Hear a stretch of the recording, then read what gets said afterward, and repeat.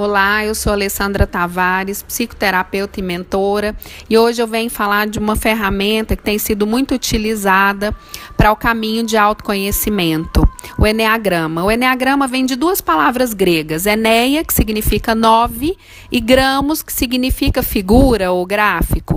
Então, o Eneagrama, ao pé da letra, significa figura de 9 pontos. Tradicionalmente, ele é apresentado como uma estrela de 9 pontas ou um círculo com os 9 números à volta. Nós acreditamos que essa figura surgiu em Alexandria, uma cidade egípcia, que foi fundada em 331 a.C., por Alexandre o Grande, imperador da Macedônia.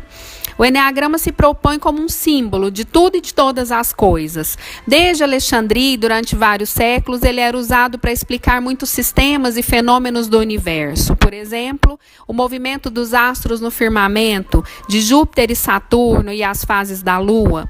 Mais tarde, a partir do século IV, por influência dos primeiros monges do cristianismo, o símbolo do Eneagrama passa a ser usado também para explicar a alma humana, os movimentos dos nossos estados emocionais. O Eneagrama, então, vem de base na doutrina dos pecados capitais do cristianismo. No início do século passado, Gurdjieff, um pesquisador greco-armênico, ele resgata então os fragmentos dessa sabedoria para os tempos modernos. Depois, na década de 60, Oscar Ichazo, um psicólogo boliviano, sistematiza esses conhecimentos à luz da psicologia moderna. E na sequência, em 1970, um discípulo seu, o psiquiatra Cláudio Naranjo, articula esse sistema da forma que nós conhecemos hoje. O Eneagrama no Brasil é coisa da década de 80, iniciou com o trabalho de irmã Annelise, que trouxe o Eneagrama do Canadá e começou a lançar o Eneagrama a partir do Paraná. Na mesma época, Laor Passos, que tinha conhecido o Eneagrama no Chile, quando estava exilado lá, ele era funcionário das Nações Unidas, então ele volta para o Brasil, nessa época já discípulo de Cláudio Naranjo, e torna-se um grande nome dessa fase do Eneagrama no Brasil. Inclusive, fazendo um adendo, a Laor Passos foi meu primeiro professor de Eneagrama em 2009, através da escola SAT, que foi a escola fundada por Cláudio Naranjo.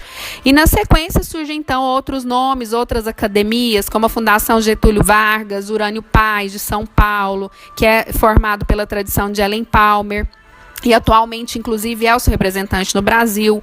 André Prudente, que é de Aracaju, é um psicólogo que tem feito um trabalho muito bonito na educação de crianças com Eneagrama num formato mais lúdico. O Instituto Shalom, desde 94, a partir de Fortaleza, vem vivenciando e ensinando o Eneagrama num contexto de espiritualidade.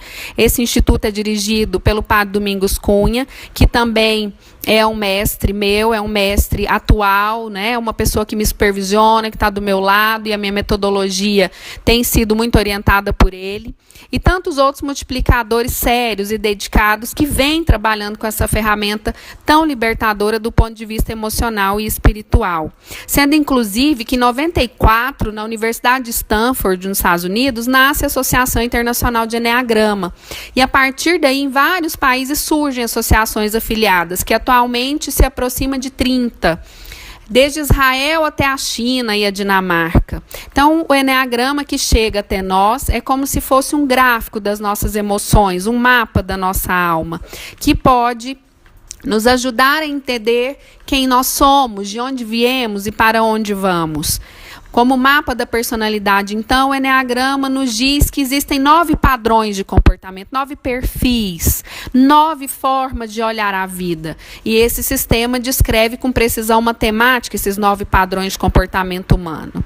Ou seja, o Eneagrama é um mapa que nos ajuda a entender o caminho que percorremos da essência de quando nós nascemos até a nossa personalidade, que são as máscaras que nós construímos.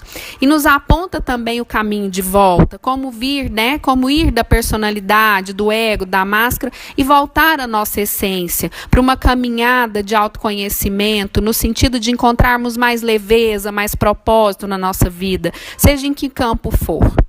Bom, a minha intenção aqui foi esclarecer um pouco sobre essa ferramenta e eu me coloco à disposição daqueles que querem conhecer ou utilizar essa ferramenta, conhecer mais sobre o assunto. Muita gratidão, quem me ouviu e esteve comigo até aqui. Gratidão, namastê.